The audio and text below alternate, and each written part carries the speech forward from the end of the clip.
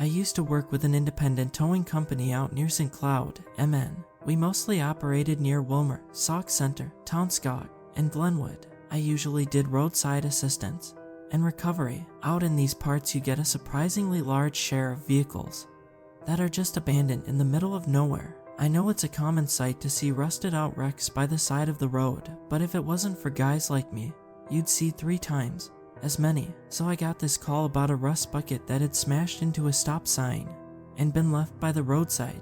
I was called in for the pickup. It's not fun heading out in the dark as the rain clouds roll in, but that's even more reason to get it done. Accidents happen in the dark. Someone could get hurt. It took me a while to get out there. Not a lot of cars on the road. I turned on my warning lights and stepped out, keeping my earbuds in while I listened to my work playlist. I was sort of conditionally training myself to only listen to country on the job and rock on my spare time, thinking I could Pavlov my way into some kind of work-life recognition thing. Once I got out of my truck, I could immediately tell something was off. I'd gone down that road before, and I'd never seen a stop sign anywhere near it. It was a straight road. Why would there be a stop sign? The car in question was this old Beetle. The paint had peeled off years ago, and half the interior was either rotten or torn out. There was algae halfway up the wheels, with tufts of grass sticking out of the suspension. This thing wouldn't run in 100 years. Hell, you could barely get it to roll and all. I was perplexed. There was no way someone was driving this or crashing into anything. Someone had dragged it up there for one reason or another. Turning my attention back to my truck, I almost choked on my spit. I counted no less than 5 people by the roadside, staring up at the flashing warning lights. 5 people, all different ages. They had this strange look of absolute adoration on their faces, slack-jawed and unblinking. They didn't seem to mind my presence. They were just there for the lights. I looked at them for a moment. These were the people that had dragged the car up. No question about it. Hell, some of them had muddy hands and boots still. I thought about saying something, but figured I'd just get my phone out in case someone wanted to cause trouble. I locked my truck, not taking my eyes off these people, and tried to get on with my job. They didn't seem to mind. They just stood there, their eyes wide and black, staring at the flashing warning lights. It was so eerie. I walked around that car, constantly checking over my shoulder. I was waiting for one of them to burst into a sprint or scream, but nothing happened. They just stood there, not a sound or a word. Heavy breathing, in unison. I thought about filming it, but honestly, I had to get out of there. I scooched the fallen sign off the road and prepped the wreck. Through all of it, I got this worried chill creeping up my spine. Whenever there was a sharp noise, a rattling chain might set them off, or a creak of metal. I didn't know what these people's deal was, so I didn't know how unpredictable they were. As I finished up and got ready to move out, I threw a final glance back at them. My heart skipped a beat when one of their eyes, yes, a singular eye, turned to me. She was probably in her 40s, with the kind of face that just screamed exhaustion. As her second eye slowly settled on me, there was this bubbling unease in my stomach. Something about her was just inhumane. It didn't feel like meeting the eyes of a fellow Minnesotan, or even a human. This woman was something else, something other. I was about to get back into my truck when she opened her mouth and spoke. "Look at me," she said. I did. I couldn't not do it. It felt like staring down a predator, keeping it at bay. I had to look at her. Of course, there was a plan to it. I didn't notice the 2 men sneaking up on me from the other side of the road. I have a hard time retelling this part. It's burned into my thoughts, but it's not like a good burn. It's like a scab, and I just hate poking at it. The only word I can use for it is that it frightens me. Not just because of the violent implications, but because I now know firsthand just how frail I am as a person and living being. Hands grabbed me, and I was pushed up against the side of my truck. Some guy in his 50s, and what looked like a girl in her late teens, both insanely strong, with the kind of grip you might expect in a wild animal. They were clinging to me like their life depended on it, and yet, none of them said anything. No noise, no words, just huffs and unblinking eyes. Even then, as my hands were pushed up against the cold metal, they weren't even looking at me. They were still looking up at the warning lights. The one who had spoken came around. She faced me and held something up. It looked like one of those old box cameras with a crank on the side. She turned it on with a metallic clunk, blinding me with a powerful and warm light. She slowly turned the crank on the side, like a nightmarish jack in a box. With every click, something would block the light for a split second, effectively making it flash. She turned it faster and faster. Blinking turned into a strobe light. I can't explain what I felt. It was like something filled my stomach, like my body was contracting into itself, trying to make me shrink. I became so hyper-focused on this one blinking light coming from that awful clicking black box. I didn't even notice that they let go of my hands, or how they all gathered around me, how they watched as I had this mental seizure. I couldn't move, and I couldn't look away. My mind was just filled with this clicking noise, resetting every impulse that came across my mind. I should run. Click. Who are these people? Click. I am in danger. Click. I couldn't finish a single train of thought. I just stood there, as transfixed to that box, as they bent to my warning lights. I don't know when I passed out. Could have been seconds, could have been minutes. All I know is that I woke up by the roadside hours later as a passer-by tapped me on the shoulder. "You all right there?" they asked. "You hurt?" I shook my head, trying to adjust my eyes. They still burned from the light. "I don't know," I said. I honestly don't know." I called my boss, telling them what happened, explaining why I hadn't answered any calls. I also gave a statement to the police, explaining what little I could to a very understanding man. It didn't make sense to them, or me, for that matter. Nothing was stolen, nothing vandalized, just people attacking people for seemingly no reason. The officers seemed sorry to hear it, as if already apologizing for what they wouldn't be able to do. I didn't see them again until much later, under very different circumstances. I was put on sick leave for a couple of days to get back on my feet, but at that point I didn't even know what I was feeling anymore. Coming home, I couldn't concentrate. Everything just felt off. I could barely keep myself focused on the smallest task. I forgot my cooked rice on the stove. I put down my phone in the middle of a phone call. I left the tap running. I kept getting sidetracked, like there was something vital missing in the back of my mind. This continued on and off for a couple of days. I vividly remember how I tried to stream some stupid reality show, but I kept forgetting what I was watching. I didn't dare to use my car to go shopping. I walked, and even then I had to look down at my shopping list every few minutes. I remember this one time, when I tried to take a shower, I left the water running, forgetting to turn it off, just like with everything else. As I finished up and stepped out, I flipped the light switch. But that switch is this really sensitive thing, and I accidentally clicked it twice, making the lights flash. That sent a wave of warmth through my body, the kind of relieving warmth you get from stepping out of a blizzard and into a living home. It was familiar and welcome, as if this was what I was supposed to feel like.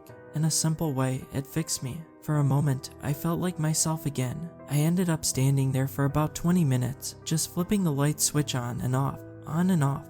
I pressed it until the click of the switch started to sound like the click of the black box, until time started to slow, making every click seem further away, no matter how fast I went. And when I looked up at myself in the mirror, I could see that my eyes were completely black, as alien as those I'd seen that night. I could picture myself as her, exhausted, unblinking, and lost to the world. It scared the hell out of me. I shut my eyes and tried to keep them closed, but every moment away from the flashes, the clicking, it drained me, like being stuck in the middle of nowhere as a blizzard slowly picks up. I could feel myself growing distant, colder, slower. I twisted and turned in my bed, trying to focus on something. Anything. Mississippi, I mumbled. Spell Mississippi. I got all the way through it the first time. By the second time, I made it about halfway through. By the third, I could start, but didn't really know what I was doing anymore. By the fourth, I was upset, and I didn't even know why. At some point in the night, I heard sirens. Not too distant, either. Something in me tickled. It wanted me to get up. The thought crossed my mind that maybe, on some level, I just wanted to see the flashing lights. I walked up to my bedroom window and put my hand on the blinders. I knew I shouldn't engage with it. I kept trying to fight myself. The only thoughts that met no interruption were those aimed at the sole purpose of seeing those lights. I kept trying to convince myself to step away, but it wasn't that easy. Just a peek, I thought, to see if it works. There were 3 police cars and a fire truck, all with their lights on. I was mesmerized. I saw it in such great detail. It was as if time took a step back just to allow me to bask in the excitement. I could see every color shift, the intensity of moving back and forth between lights. It was like an exploding mini cosmos, filling my head with warmth and excitement. I stared blankly at it from my bedroom window. It was absolutely glorious. They were only there for a moment, but that was all I needed. I was left breathless, my face burning hot, and my eyes watery. It felt like I'd run a marathon. Hell, even my knees were weak. I had a short moment of clarity. As the clouds in my mind parted, I had to keep the momentum up.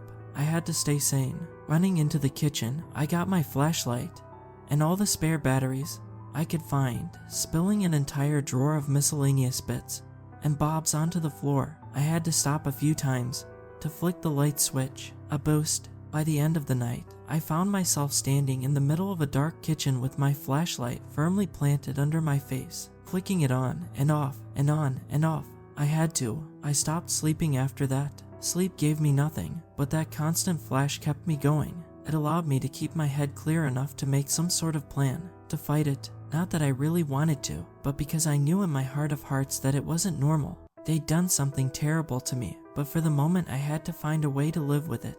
I dug out my Christmas lights and set them to blink intermittently. I taped it up all along the walls in my bedroom, right next to my computer. Staying reasonably lucid, I managed to search the web for whatever this could be, but I couldn't find a thing. That was when I found this place. Actually, I thought about posting this all the way back then, but I didn't know where to start. I kept trying to spell Mississippi in my head to sort of test whether I was thinking straight or not. More often than not, I could make it through, but even a short lapse of flashes would make me drop a few letters. But yeah, I didn't get very far in my searches. I've never heard of something like this happening to anyone, and neither did anyone else, seemingly. Soon, I was just alt-tabbing between my dark desktop and a full-screened white page, on and off and on and off. I could tell I was getting weaker. The lack of sleep betrayed me. My hands were shaking from a lack of food. After a while, I realized I couldn't just have lights around me. I needed to indulge, to stare, drown in them. I was getting desperate. I wandered the streets, hoping to see or hear something that would give me that rush back.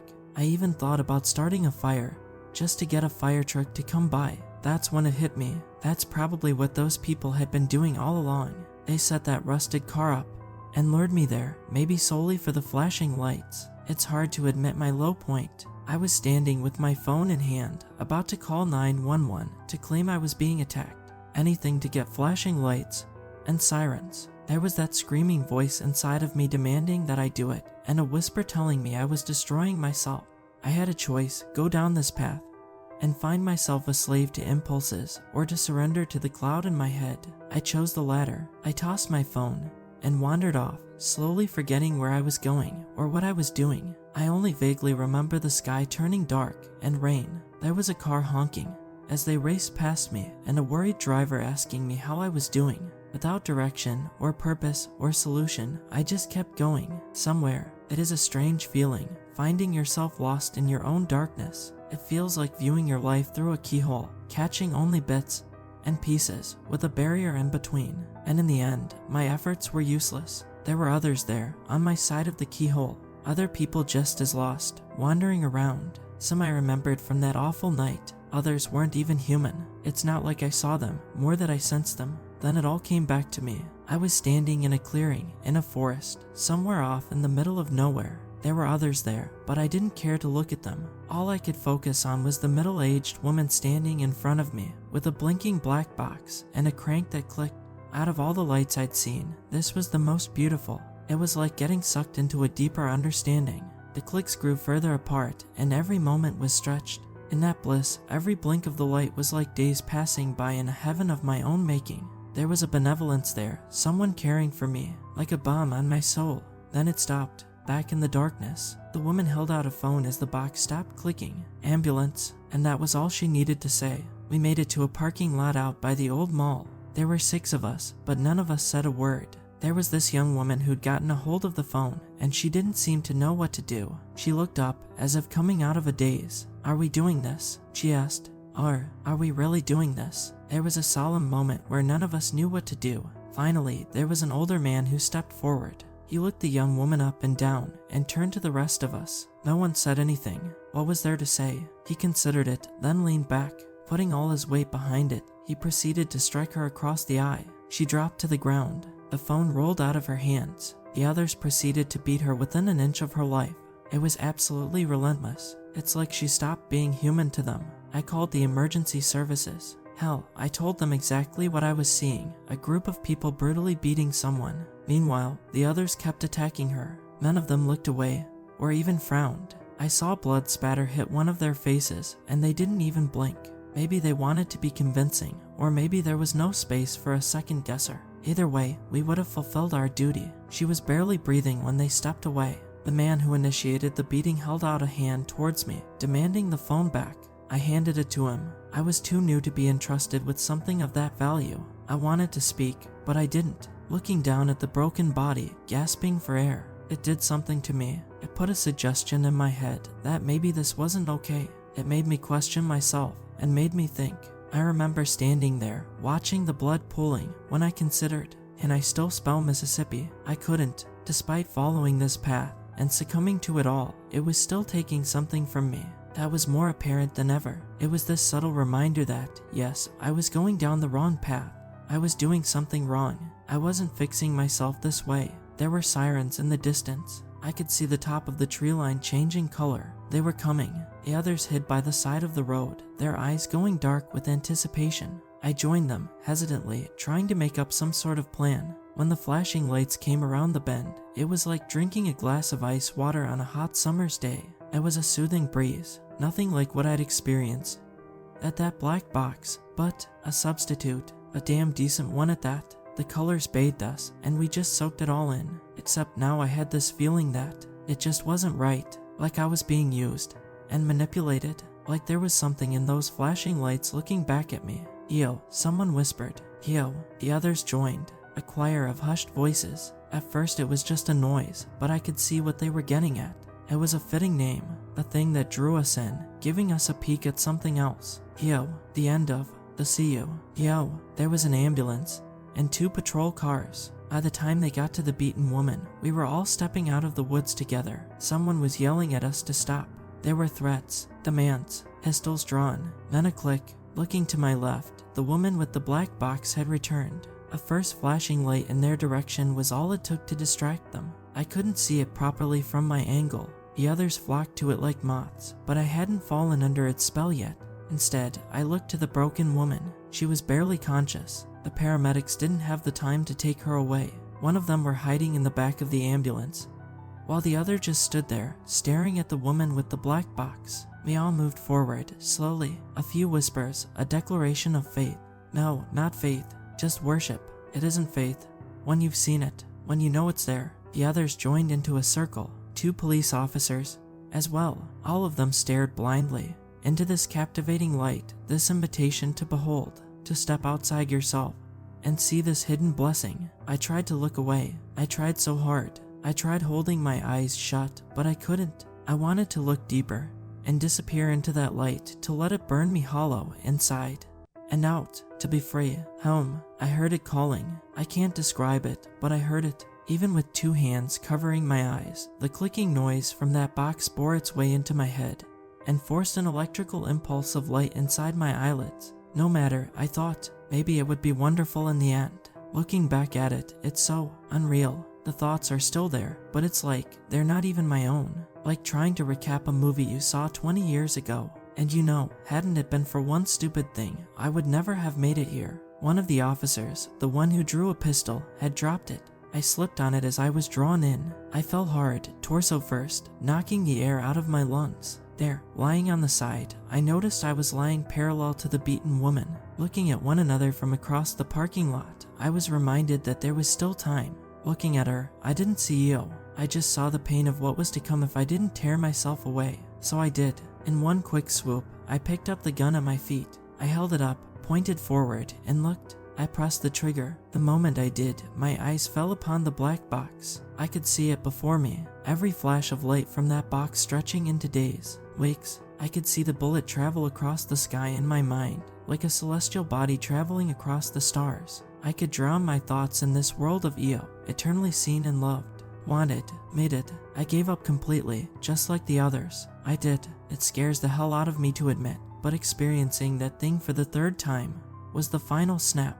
Luckily, that one bullet found its target. The box shattered into pieces. The inside of it was nothing but a powerful bulb and a little hand-cranked fan. That was all there was to it. As the pieces spread across the asphalt, There was a moment of realization, like something was torn out of my head. The world started to spin, as if passing by 1,000,000 miles per hour. I got the worst case of vertigo I've ever experienced, barely able to breathe from the nausea. Others collapsed to the ground, expunging their empty stomachs. I saw someone having a seizure. The man who'd beaten that girl half to death crawled up me, took my handgun, and fired every single round into the woman who'd held that black box. Maybe he, too, saw his chance to be free. It was absolute chaos. I was sick. I was accused. More flashing lights, but all they did was worsen my nausea. I got my blood pressure checked. I had to spend a night in jail, I think. I could barely think straight. Most of my time was passed leaning over a toilet bowl, emptying my bowels over and over. Some of the stuff that came out just didn't make any sense. When the hell did I eat a sunflower? And why the hell was it blue? The beaten woman didn't accuse me. If anything, she cleared me. Maybe she saw that last-ditch effort for what it was. The man who shot down our captor was charged, but I don't know for what. After many considerations, I was eventually cleared. One of the officers on site was actually the one I'd initially talked to when I was first assaulted, so maybe he felt bad about not listening the first time. Maybe you've seen the articles. They called it a prank gone wrong. I think it reached like page 8 of a national paper. This was a couple of years ago. I wanted to put this to paper to remind myself that it actually happened and that my feelings and fears are still valid, because to this day I get this sort of Pavlovian response. Whenever something flashes, it's like my body goes into shock, immediately trying to get something out of me. Hell, it made me throw up once when I was photographed for work. I think the box was something called a Raskian. I've seen a few of them circling online, some sort of replica of an art piece by some old turn-of-the-century author. I wanted to put this out there. When I found myself looking for answers, and there was none to be found, I felt so goddamn alone. At least now there is one of us talking about it.